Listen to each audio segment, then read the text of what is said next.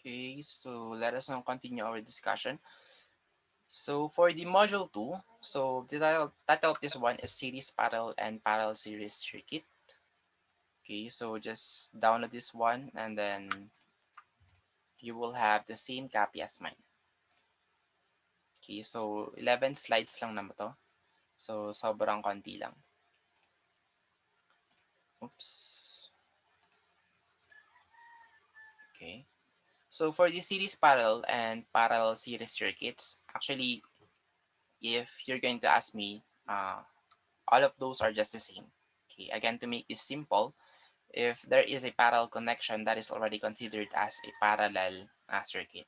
Okay, so again, series parallel is just to emphasize that, the first word is emphasizing that there is more series connection than a parallel connection, and vice versa. So in here we have more parallel connection than a series connection.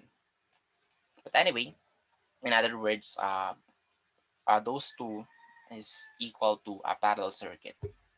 Okay. Okay, so nandiyan na ba kayo? Let me just confirm whether you guys are already in front of your screen.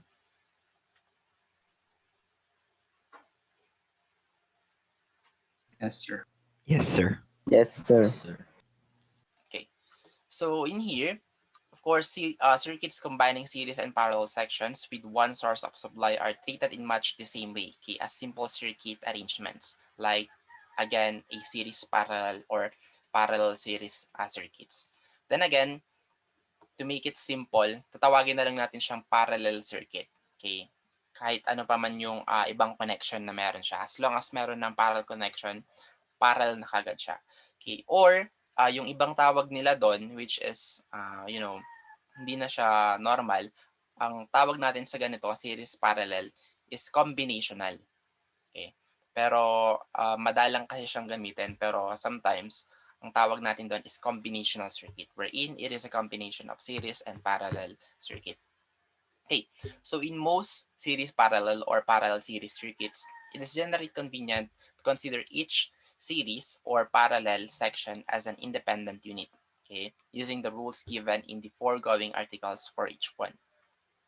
So for example, okay, pag sinabi nating let's say independent unit, okay, like for example this one, you can consider this one as one unit, okay, or one section, wherein this is parallel, right? So from here, you can solve this one separately by applying the parallel formula. Okay, the same with this one, meron tayong series, so you can apply the series formula.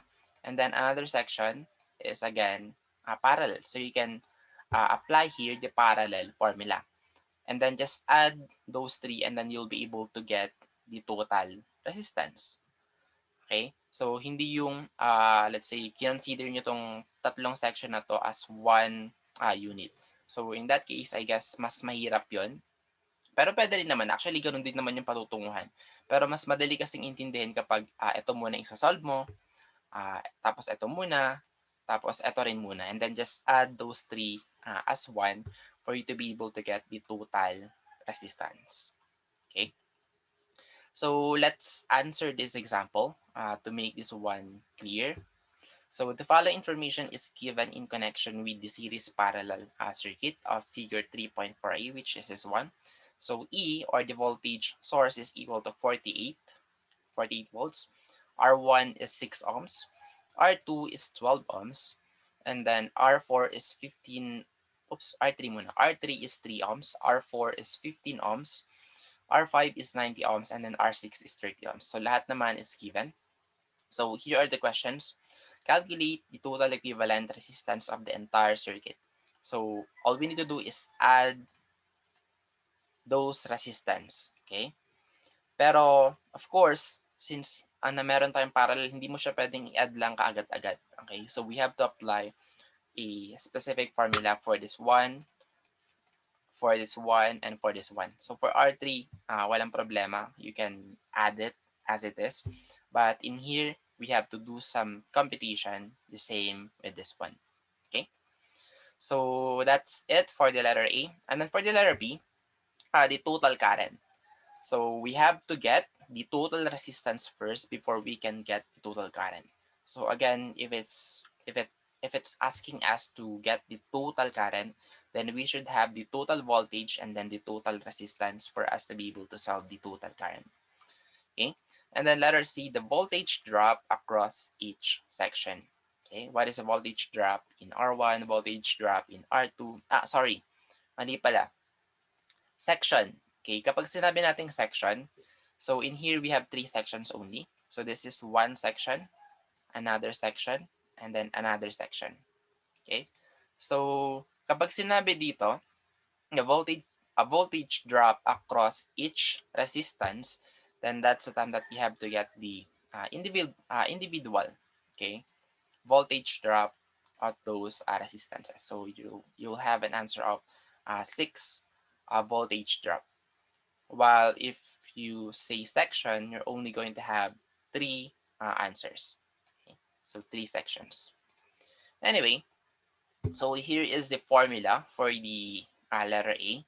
So we have this R equivalent is equal to R1 times R2 divided by R1 plus R2 plus R3 plus 1 divided by 1 R4 plus 1 R5 plus 1 R6. Now, how did we have those equations? So let's start from the very basic. Okay, so let me just copy this one.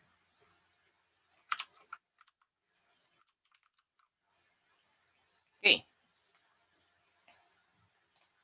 so if this one is in series, let's say R1, R3, and then R4 only, so you can add them as simple as R1 plus R2 plus R3. If this one is in series, okay? However, in here we have a parallel connection. So that is the one that we will not use. So we have to consider this section first. Oops, yeah, this section, okay, as a one unit. So let's say R1 is in parallel with R2, wherein R1 times R2 divided by R1 plus R2. Okay? So to make it simple, we have this formula. Okay, ito yung pinaka-formula talaga natin kapag two resistance. Okay? Two resistance in parallel with each other. Alright? Kapag dalawa lang yan, you can use this formula. R1 times R2 divided by R1 plus R2. However, if you have 3 resistance, okay, in parallel,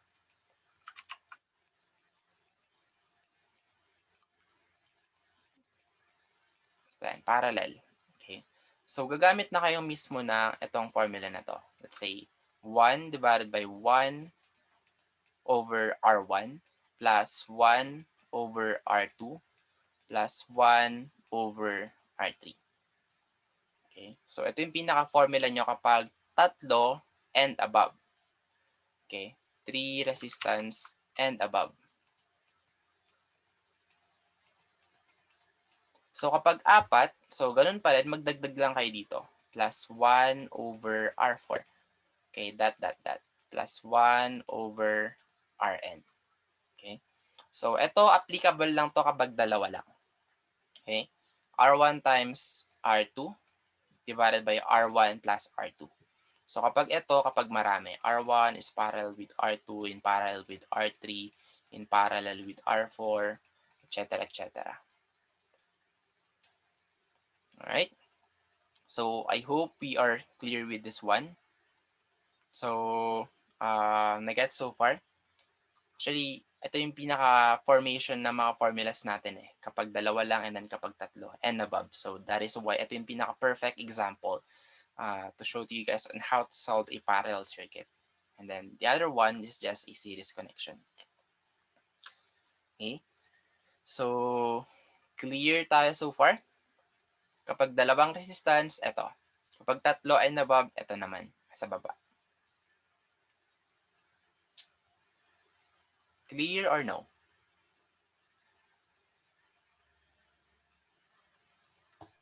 Clear po. Sure? Okay. So anyway, wala kang magiging problema dito as long as you know those two formulas. So if 2 resistance, use this formula. If it's 3 resistance and above, use this formula. All right. So from here, if you're going to apply this one as let's say 1 unit to, diba? And then another unit din to. Okay. So you can transform this circuit into something like this. So positive, negative.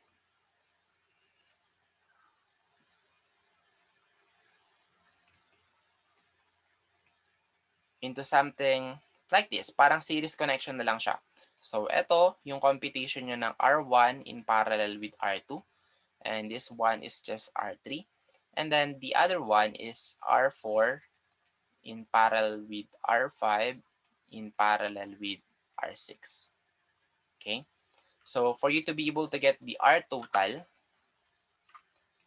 okay, R total is equal to R1 in parallel with R2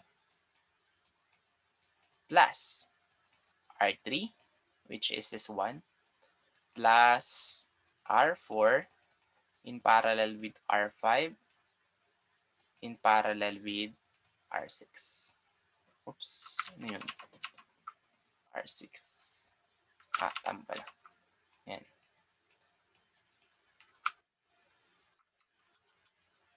Zoom. Anyway, hindi ko na kasi precisely zoom. Ito pala.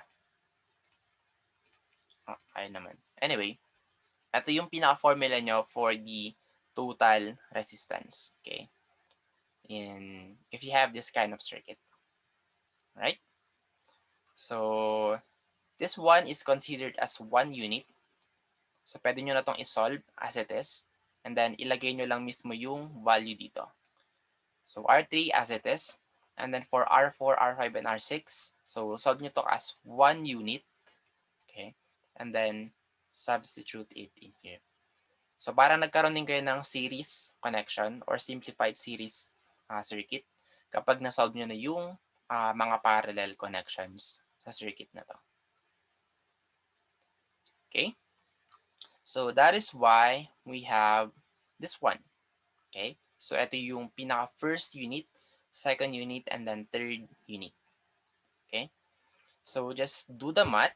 Okay? Or, kung meron na kayo na itong formula nyo to, i-substitute nyo na lang yung mga given values or yung mga equivalent values nila. So, 6 times 12 divided by 6 plus 12 is equal to 4. Okay? And then R3 is just 3. And then for the R4, R5, and R6, so yun. So palitan nyo lang yung R4 into 15, R5 into 90, and then R6 into 30. So if you're going to solve this one, then you will get 9. So just add those 3, and then you will get 16 ohms. Okay. So are we clear so far on how did we get the total resistance or R equivalent?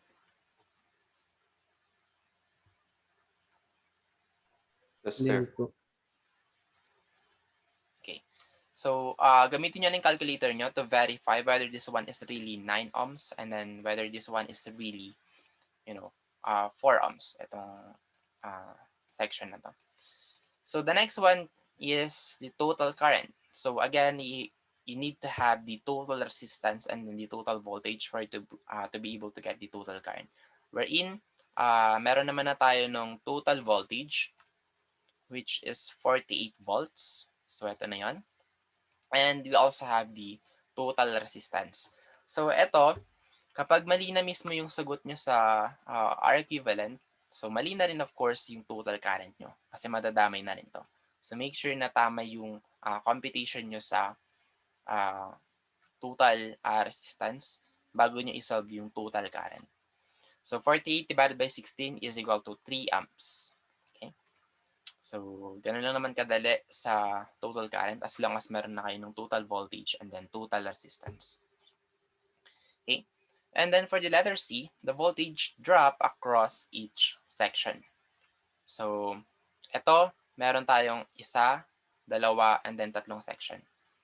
So, in here, we have to combine the total resistance of this one for us to be able to get the total voltage drop of this section. Okay? Kasi kapag tigi-isa lang, then magkaiba na yon. Okay? Iba na yung magiging sagot nyo. Or pwede nyo namang kunin yung tigi-isa muna if you want, and then just add those two to have that one section. Okay? So, parang ganun din lang. Anyway, so in here, we have the formula for the voltage drop wherein E is equal to I times R. Okay, so since section lang yung kinukuha natin, so we have to get the resistance of that specific section only. Okay, or the summation of that specific section resistance. Like, for example, in here, R1 is equal to 6 ohms, and then R2 is equal to 12 ohms. So, kung sakaling series connection to, so i-add nyo lang siya, R1 plus R2, okay, or 6 plus 12. But since this one is in parallel connection, so ang gagamitin nyo mismo is yung R1 in parallel with R2, okay, or yung R1 times R2 divided by R1 plus R2, okay. So in here, R1 is 6 and then R2 is 12. So R1 is 6 plus, and then R2 is 12. So 6 plus 12. So solve nyo lang to. 6 times 12 is 132. Sana yung calculator? Tama ba? 6 times 12. Oh, paano naging 132 yan? 72 lang pala. Okay, may bad. So 72 divided by 6 plus 12 is equal to 18. Okay, so 72 divided by 18. So R1 in parallel with R2 is equal to 4 ohms. So ito yung equivalent resistance ng section na ito. Okay? And then going back with our formula, so we have E is equal to I times R. So R is already given, and I, dito kasi pag pinag-combine nyo na siya, oops, nawala na pala yung isa kong example kanina. Ayaw ma-stretch.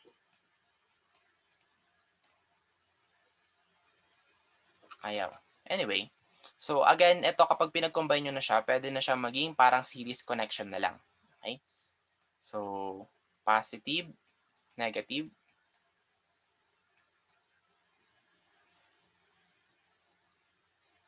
Okay. So, para magiging ganito na lang siya kapag nasolve nyo na yung total resistance ng each section. Wherein, yung I natin dito is magiging parang series connection na lang. Wherein kung ano yung current na dumadaloy dito, same na rin dito, and then same na rin dito. Okay? Kasi pinag-combine na natin yung section na to sa kanyang section na to. Okay? So that is why whatever is our total current is now the same all throughout our circuit. Okay? So E is equal to, kung ano man yung current na nasolve natin, is 3 amps times the equivalent resistance of this one for this specific section, which is 4, 3 times 4.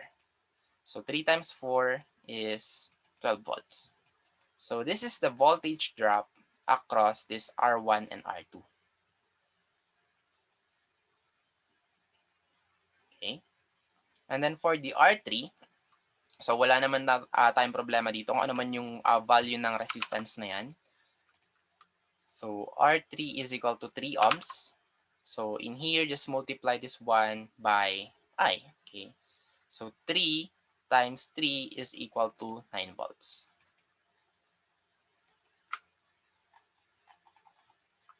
Kaya pala, nasa snipping tool tayo.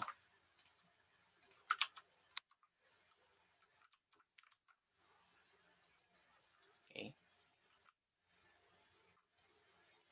So, ganun. So, ito yung pangalawa, which is yung as second section. So, 3 times 3 is equal to 9 volts. Okay? And then for the last one, so ano man yung computed value nito, which is 9 ohms. Okay? So ito mismo yun. Try nyo na lang i-verify sa calculator nyo. Makukuha natin dito is 9 ohms.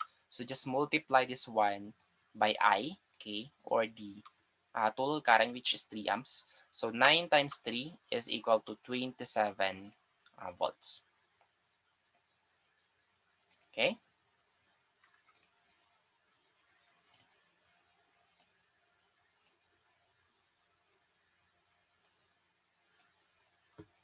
So were you guys able to follow on how did we get the voltage drop across each section?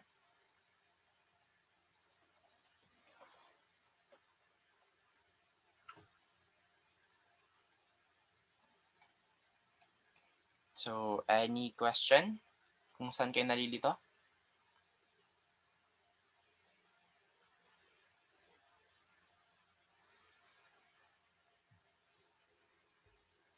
Hello guys, I need your feedback kung kamusta?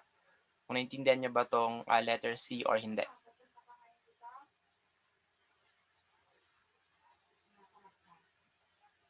Naintindihan naman po. Gets. Sure? Okay, sige.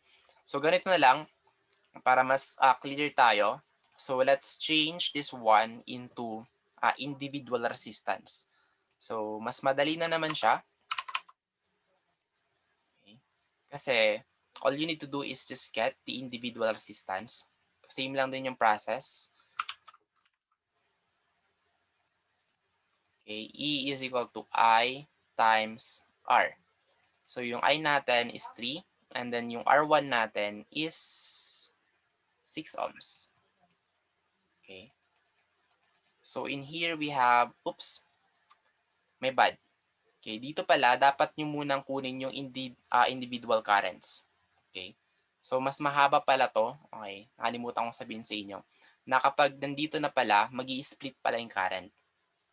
Okay? So hindi nyo basta-basta pwedeng gamitin yung formula na to wherein you have the total current and then individual resistance lang. Kasi dito, magi-split na mismo yung current natin. Oops.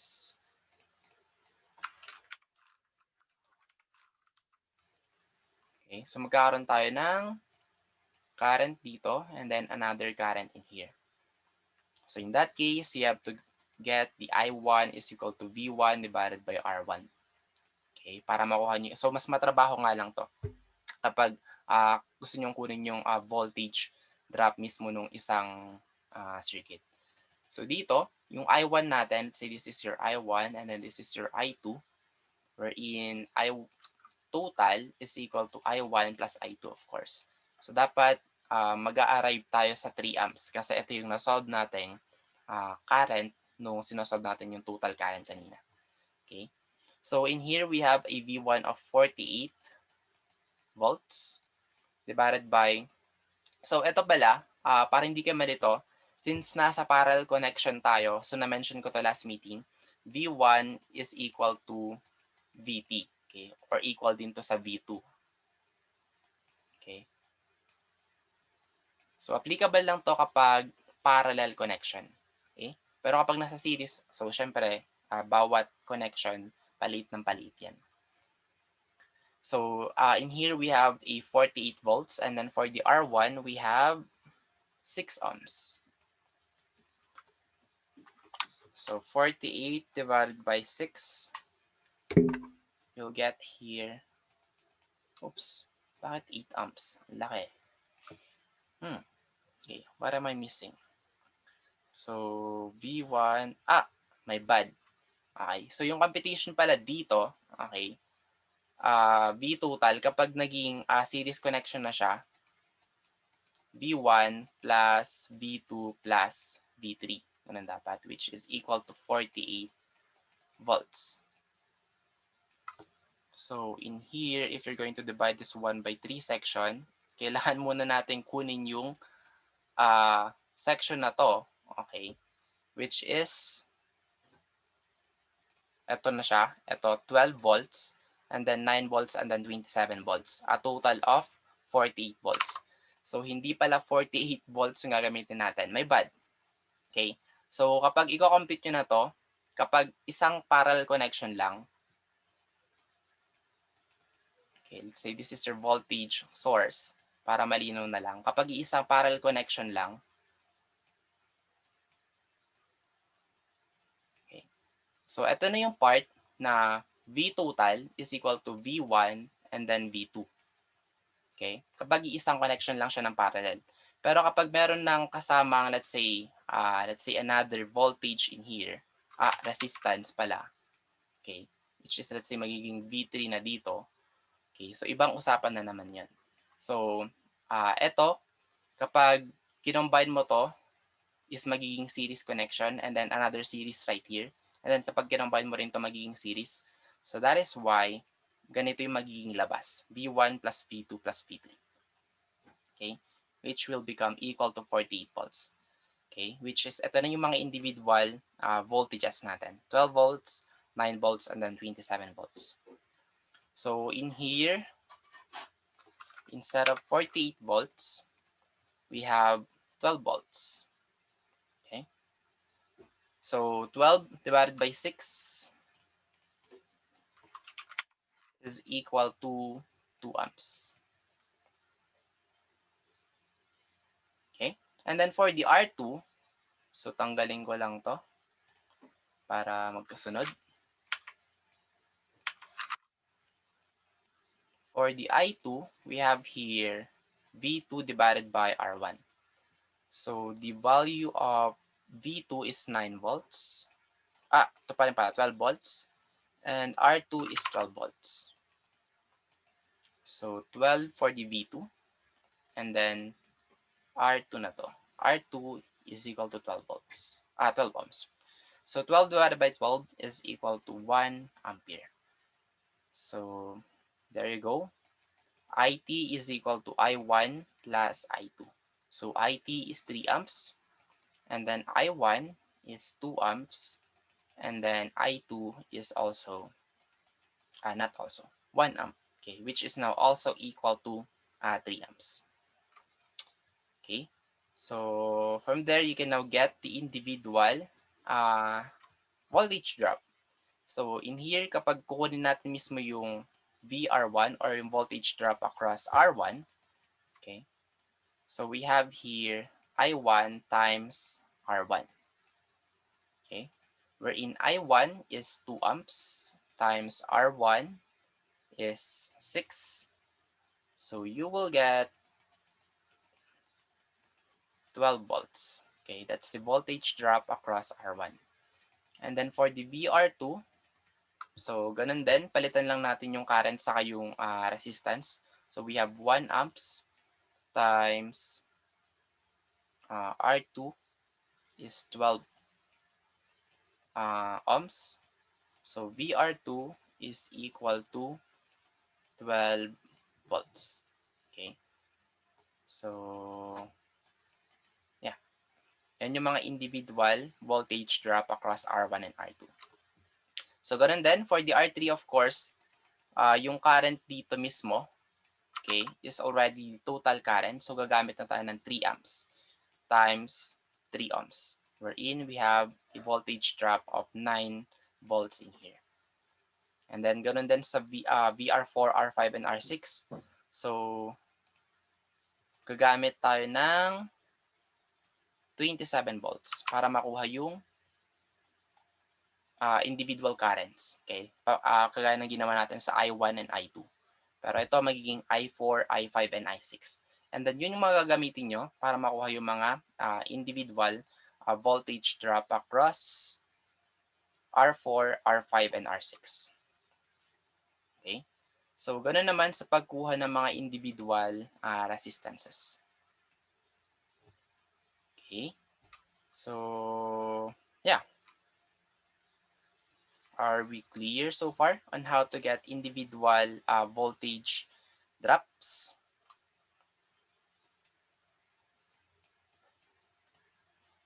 Yes, sir. Okay, so mas matrabaho lang siya kasi kailangan niyong kunin yung I1 and then yung mga V1 nila bago niyo makuha, saka yung R1 then of course, bago niyo makuha mismo yung pinaka-individual talaga. Okay? So, laging ganun yung logic natin. Kapag V total, syempre I total, saka R total din. Pero kapag si V1 lang, kailangan mo yung I1 mismo, yung current nung I1, and then yung resistance ng R1. Okay? So, laging ganun. V total is equal to total, and individual is equal to individual also. Alright? Anyway, that's it for the letter C. And then for the letter D, the current through each resistor. So, madali na lang to. Actually, nagawa na natin siya kanina. So, kunin nyo lang mismo yung individual voltage, okay, mismo ng section na yon.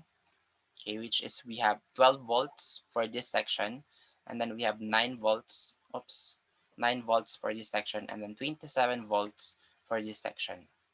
Okay. So, dito meron tayong 12 divided by 6 for the R1, and then 12 divided by 12 for the R2, and then 9 divided by 3 for the I3, and then 27 divided by 15 is for the R4, and then 27 divided by 90 is for the R5, and then 27 divided by 30 is equal to R6. Okay? So, ito yung hindi natin na-solve kanina. So, hindi ko na napakita kasi medyo mahaba. Pero ganun yung pattern. Ito yung na-solve natin kanina. Okay? 2 amps and then the 1 amp. Okay, and then of course, 3 amps for the this section. And for the last one, so the total power taken by the entire circuit. So in here, given naman na yung total voltage, given na rin yung total current, so all you need to do is, just substitute the equivalent values. So 48 times 3 will give you 144 watts. So that's the total power. All right. So, were you guys able to follow for the letter D and E?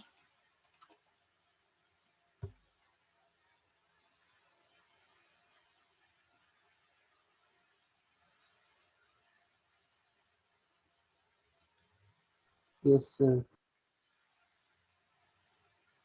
How about the others? Mr. Tanikala? Mr. Ramos? Yes, sir. Mr. Kabuwag? Mr. Aral? Yes, sir. Yes, sir. Mr. Rojas? Mr. Alabsan? Yes, sir. Mr. Tombok? Spaklaw na? Mr. Benser? Miss Giselle?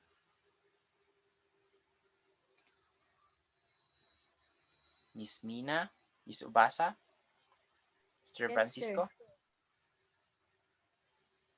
Yes, sir. Okay lang. Yes, sir. Mr. CJ? Mr. Mendoza? Mr. John David? Miss Ventura? Mr. Yes, CJ? sir. Okay, so hindi ko pa natawag. Okay? So, parang ito yung magiging pinaka-foundation nyo. Okay? So, aralin nyo na lang siya muna by section kung nalilito kayo. Ito muna. And then, ito muna. And then, bago nyo siya add, bago maging isang circuit. Okay? So, dito, section yung pinakita. Susunod, pakita naman natin yung mga individual resistances for our next examples later on.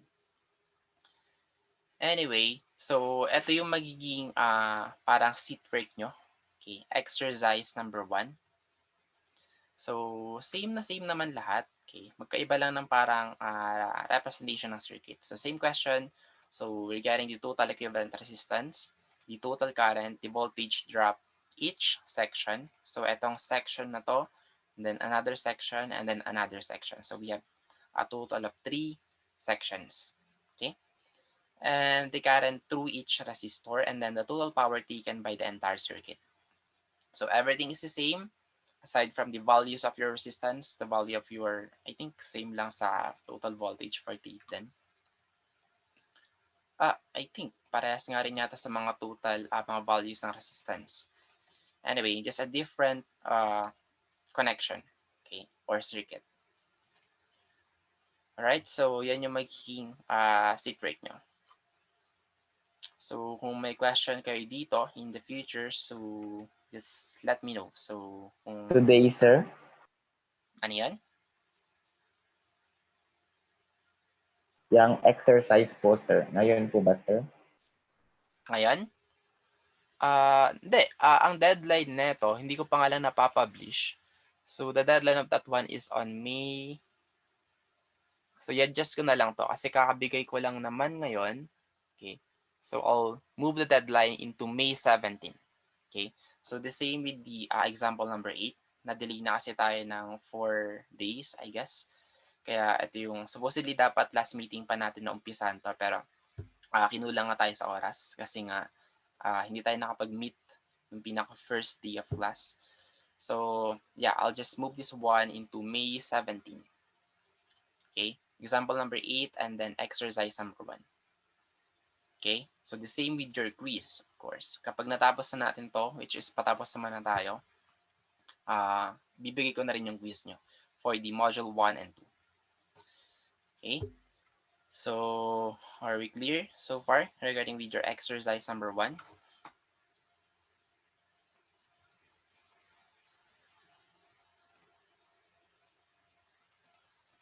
Clear po. Clear, sir. Okay. So, here are the sources of supply in series or parallel. So, noted that, pwede tayo magdagdag ng, let's say, a connection of, or a series connection of battery wherein yung 3 volts mo is magiging 6 volts pag 3 plus 3. Kapag gusto mo ng 9 volts, pwede namang maging 3 plus 3 plus 3. Pero ang kailangan nyo lang tandaan doon, okay, the more batteries that you're adding, of course, mas nagiging inconsistent na siya. Okay, kasi yung 3 volts na yon, meron din siyang resistance. Let's say yung 3 volts magiging 2.95 lang or 2.90. So kapag pinag-add nyo yun, hindi talaga siya eksaktong 9 volts. Sometimes 8 point something lang. Okay. So yan yung cases sa mga batteries kasi meron silang own resistance. Okay? Iba naman na kapag talagang yung mismong sa outlet natin. Okay? Kasi sa outlet natin,